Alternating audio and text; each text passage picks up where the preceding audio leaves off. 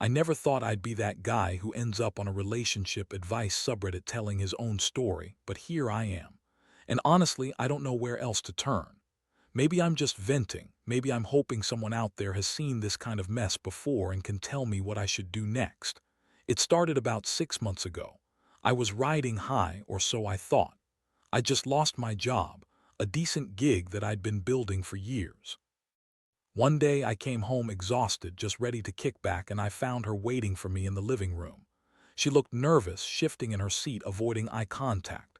That's weird, I thought, because she usually greets me with a smile or a kiss, not this strange tension. She greeted me at the door, but her smile was tight. "Hey," she said, voice a little too high-pitched. "We need to talk." My stomach sank. When she said that, I just knew. It wasn't good news coming. Still, I asked, "What's wrong?" She hesitated, then sat down on the couch. Her hands were trembling. "It's about us. I. I think we should talk. I've been feeling off lately, and I think I need to tell you something." That was the moment I realized she'd been hiding something for a while. My mind spun. Was she cheating? Was she leaving? I felt my palms grow slick with sweat. "Just tell me," I said, voice rough. She looked down, then finally met my eyes. "I'm pregnant," she whispered. My heart stopped. I blinked hard, trying to process. Pregnant. That was a shock I didn't see coming, especially after everything I'd just gone through, losing my job, feeling like I was dangling by a thread. I asked, trembling, "Who's the father?" She bit her lip, looked away for a second, then said, "I don't know." That's when I saw the phone lying on the coffee table. It was open, and I noticed a text thread. I hesitated, then reached for it. My eyes scanned the screen, and my blood ran cold. There were messages from a number I didn't recognize, but the tone was intimate, familiar even. They talked about meeting up, plans, and she called him babe. That was the first red flag. I'd always trusted her, but reading those texts felt like knives twisting in my gut. I held the phone in my hand, trembling. She saw me looking and tried to snatch it away. "No," I said, voice cracking. "Who is he?" She froze, then whispered, "It's my friend Mark." My knees went weak. Mark, my best friend. I couldn't believe it. My mind raced, trying to connect the dots. How long was I that blind? How could she cheat on me right after I lost everything? It felt like the ground was crumbling beneath my feet. That night I couldn't sleep. Every time I closed my eyes, I saw her face, saw Mark's name. My stomach clenched with a mix of betrayal and fury. I knew I had to do something. I couldn't just let this slide. I sat in my dim apartment, staring at the wall, trying to figure out my next move. The worst part, she's pregnant and she refuses to tell me who the father is. She says she doesn't know, but I can see the lies. I know she's hiding something, and I don't trust her anymore. That's where I stand now. I do know what's worse, that she cheated or that she's keeping this secret from me. But I do know one thing. The fire of revenge is burning in my chest, and I've already started planning how to make her pay for this, slowly and with precision. Whatever I do, she'll never see it coming. The more I thought about it, the clearer it became. I needed to get tangible evidence. I had to know exactly how deep the betrayal went. Sitting there in my dim apartment, the cold of the evening seeped in through the windows. My palms were still damp from the shock, but now they started to tingle with a different feeling, resolve. I wasn't just going to confront her blindly. I'd gather proof, plan my move carefully, and then finally, I'd make her understand what she'd done. Next morning, I started with the obvious. Her phone. I knew she'd be suspicious if I went digging, but I was determined. I waited until she left for what she claimed was a doctor's appointment. I'd seen her phone sitting on the kitchen counter, unlocked. She'd never thought I'd do anything. I slid it into my pocket before she left, feeling the weight of it like a secret weapon. When she was gone, I went straight to the messages. I didn't waste time reading her recent texts. Instead, I went deeper, trying to find anything from Mark or anyone else who might have been involved. And there it was, buried in a thread, delete marks, but I knew how to retrieve them. A tiny snippet. "Can't wait to see you tonight. I miss you so much." The date, just 2 days before she told me she was pregnant. That was enough to confirm my suspicion. She knew who the father was, or at least was seeing someone. I was furious, but I kept calm. No rash moves. Instead, I copied everything onto my laptop, then went to get a second phone I'd kept in reserve for emergencies. I erased nothing. This was evidence I'd need later. Her lies about not knowing who the father, complete bullshit. While she was gone, I also checked her social media. Instagram, Facebook, she'd been careful but not careful enough.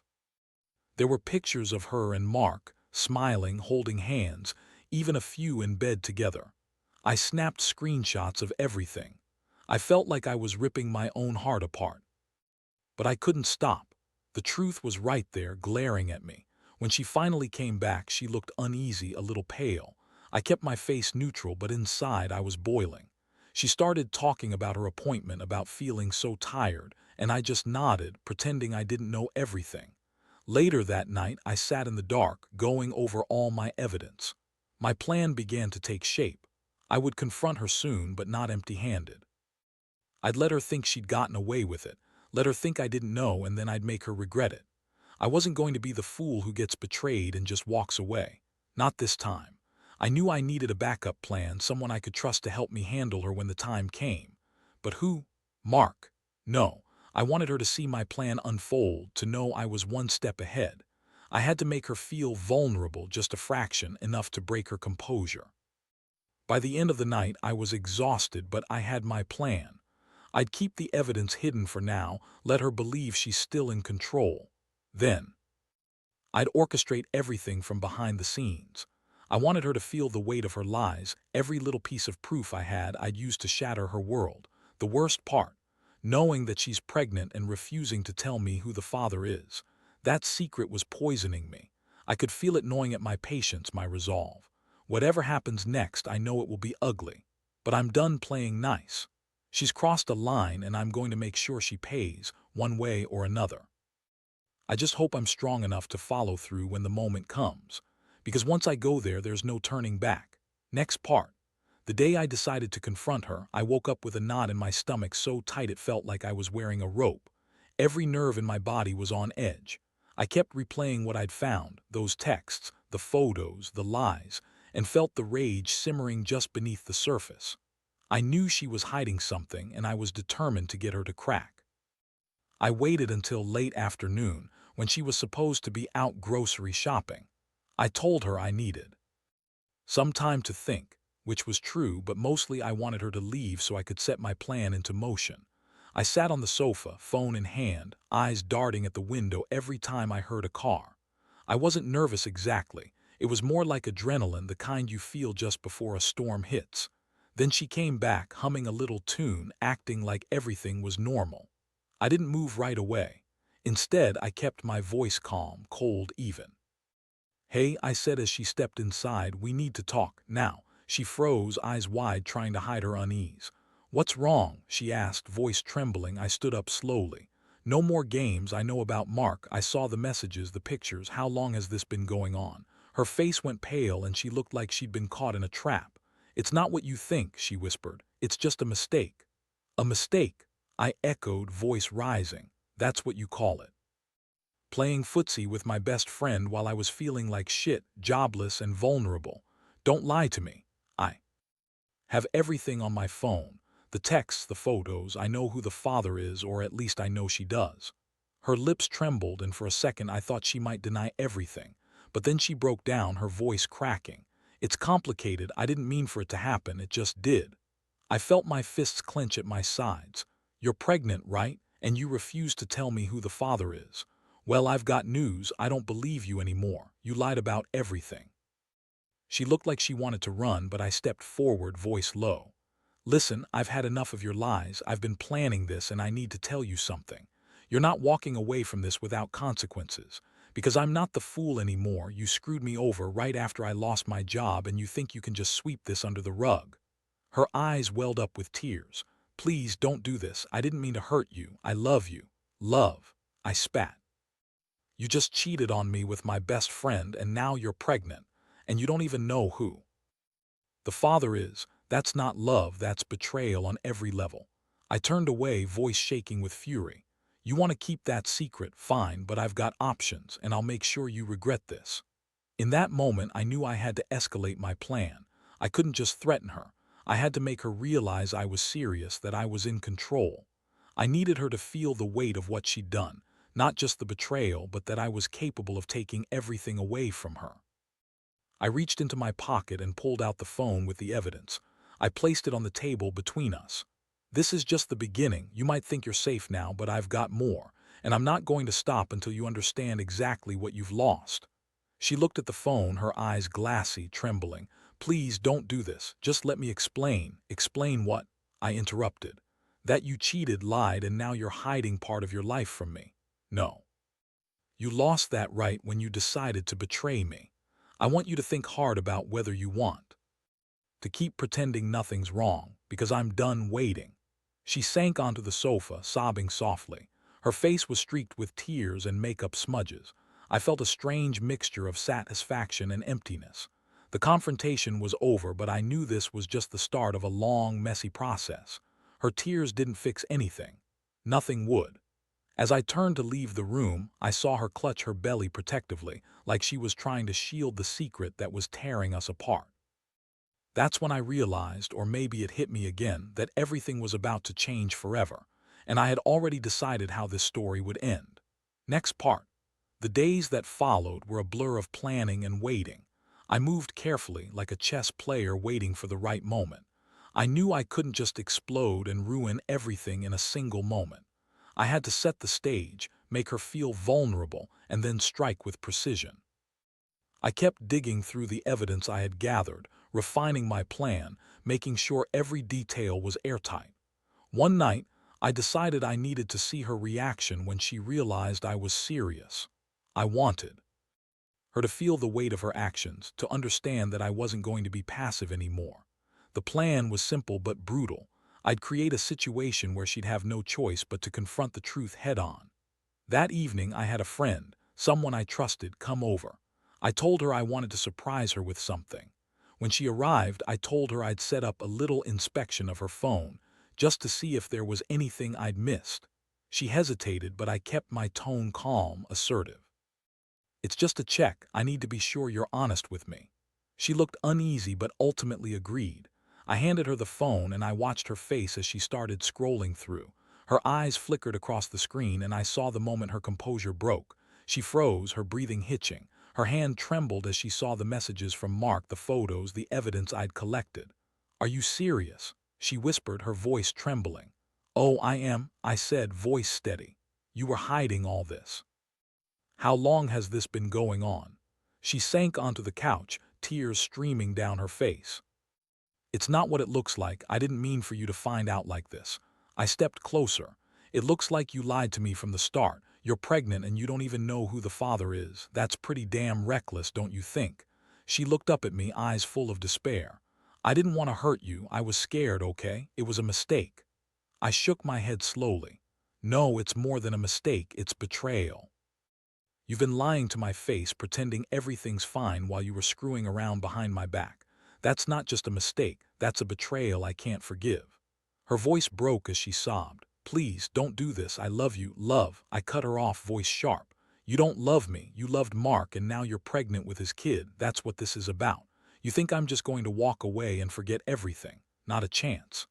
I reached into my pocket and pulled out a small envelope. Inside was a detailed plan I'd put together, everything laid out step by step. I handed her the envelope. "This is how I'm going to handle it from here. I don't want to see you again until you've really thought about what you've done, because once I start, there's no turning back." She looked at the envelope, then at me, her face pale. "You're serious?" "Dead serious," I said. "You lied, cheated, and now you're trying to hide your lies with a kid you don't even know who the father is. I'm not going to be part of this mess anymore. I'm done being the fool." Her shoulders sagged. She looked defeated, broken. I could see her fighting back tears, knowing she'd lost control of the situation. That gave me a strange sense of satisfaction. I'd made her feel vulnerable, exposed her secrets, and now it was her turn to face the consequences. I turned and left the apartment, the door closing softly behind me. I knew I was crossing a line, but honestly, I didn't care. She pushed me into this corner. I had no choice but to take control of the chaos she'd created. In that moment, I felt a strange mix of relief and emptiness. I'd done what I'd set out to do. I'd exposed her lies, set my boundaries, and I was prepared for whatever came next. The plans were in motion now. She'd soon realize she'd underestimated how far I was willing to go. And as I walked away, I knew one thing for sure. I'd never be blind to betrayal again. Next part. The days that followed were like walking on thin ice. I kept everything close to the chest, waiting for her to make the next move, but also preparing myself mentally for whatever she'd do. I knew she'd want to spin things, pretend everything was fine, and maybe even try to manipulate me into dropping the whole thing. But I wasn't about to let her sweep this under the rug. One afternoon, I saw her standing in the kitchen, staring at her belly like she was trying to hide the truth from herself. Her face looked drained, like she hadn't slept since I handed her that envelope. I decided it was time to make it clear. I was serious, and I wasn't backing down. I walked into the kitchen, calm but firm. "We need to talk," I said. She looked up, eyes puffy, her voice trembling. "What do you want?" "Now, I want to tell you what's coming next," I said, voice steady. "You think you can hide from me forever, but you can't. You're going to tell me who the father is, and if you don't, I will." Her hands clenched into fists. "I told you I don't know. I can't remember everything. It's complicated." I shook my head. "No, it's not. You're just trying to buy time. I've got all the evidence, texts, photos, the messages from Mark. You've been lying for months, and I want to hear it from you now." "Who is the father?" Her eyes darted away. "I can't. No, you will asterisk," I snapped, voice rising slightly. "Because I've already made my decision. Either you tell me or I will make sure everyone finds out." She stared at me, tears starting to spill down her cheeks again. "Please," she begged, voice cracking. "I didn't mean for it to get this far. I was scared and I was stupid. Just give me some time. I'll figure it out." Time, that was the last thing I was going to give her. I'd already waited long enough, and I knew she wasn't going to just come clean. I had to force her hand. I pulled out the envelope from my pocket again and placed it on the table. "You want more time? Fine, but this is your last chance. You're going to tell me who the father is, or I'll do it for you." Her hands reached out, trembling. She looked at the envelope, then at me. "If I tell you, will it be over?" I looked her dead in the eyes. "It'll be over when I hear the truth. If you can't give that to me, then I'll do it myself." The silence stretched between us. She finally looked down, voice barely above a whisper. "It's Mark. The father is Mark." That hit me like a punch to the gut. I felt my stomach tighten. All those nights, all that pain, and it was him, my best friend, who had done this.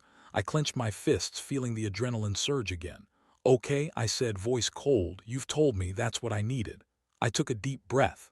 "Now I want the keys to the apartment. I'm moving out tonight. You're done here." She looked up, shock and despair written all over her face.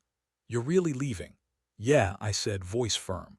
"I've tolerated enough lies. I don't want to see you again, not until you figure out what you want. And for the record, I'm filing for divorce. You've burned your bridges." She stared, mouth trembling. "You're really going to walk away?" I nodded. "I have to. I can't stay with someone who lied to me for so long. I'm done being the fool." I reached into my pocket, pulling out my keys, and handed them to her. "Here, take the keys, because I want you to know this is the end." She looked at me, tears streaming down her face, but she didn't try to stop me. I turned and walked out of her apartment, feeling the weight lift off my shoulders, but also knowing I'd carry this pain for a long time. The aftermath. It was quiet, eerily so. I knew I'd made the right choice, but I also knew I'd be haunted by the betrayal for a long time. Still, I felt a strange sense of empowerment. I'd finally taken control, and she had no choice but to face the consequences. I realized that sometimes you have to hit rock bottom to find your way back up. I was done with her lies. Now it was just me, and I'd rebuild from here. Next part.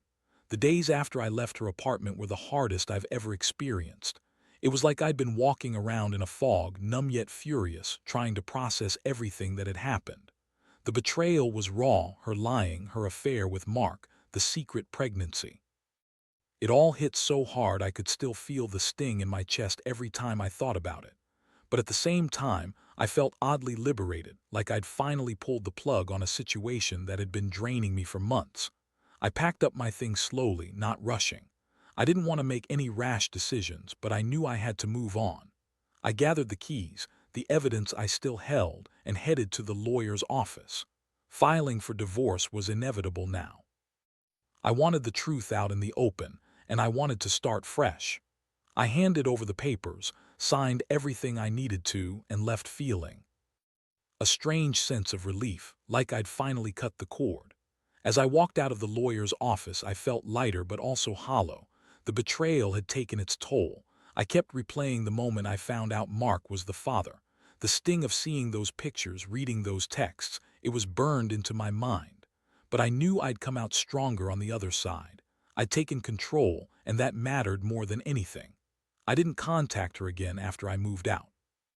I didn't want to hear her excuses, her apologies, or her tears. Honestly, I didn't want her to think she still had any power over me. I'd made my decision and I was sticking to it. I knew I deserved better than someone who betrayed me so completely. Over the next few weeks, I slowly rebuilt my life. I found a new job, started going to the gym again, and even reconnected with some old friends. The pain was still there, but each day got a little easier. I realized that revenge wasn't about hurting her. It was about reclaiming my dignity and dignity that she tried to steal from me. I had to take back what was mine. The final step was the hardest, closing that chapter completely. I went to her apartment, knocked on the door, and handed her the keys. She looked at me like I was some stranger, eyes red and swollen from crying. I didn't bother explaining. "I'm done," I said simply. "You can keep whatever's left here. I won't be back." She looked like she wanted to say something, but the words caught in her throat. I just turned and walked away. I knew I wouldn't forget this entire experience, but I also knew I'd never let her break me again. As I left, I took a deep breath, feeling that strange mix of pain and relief. I had faced the worst and come out the other side. I'd done what I needed to do: expose her lies, break free, and start anew. Looking back now, I realize how important it is to stand up for yourself, even when it hurts. Sometimes the only way to heal is to cut out the poison, no matter how much it hurts. Cheaters, liars, they're like parasites and you can't let them control your life. So if anyone out there is in a similar situation, I'll say this: don't be afraid to take action. Be honest with yourself. Protect your heart and your sanity. Because in the end, the only person responsible for your happiness is you, and no betrayal is worth losing yourself over. And that's how I finally reclaimed my life.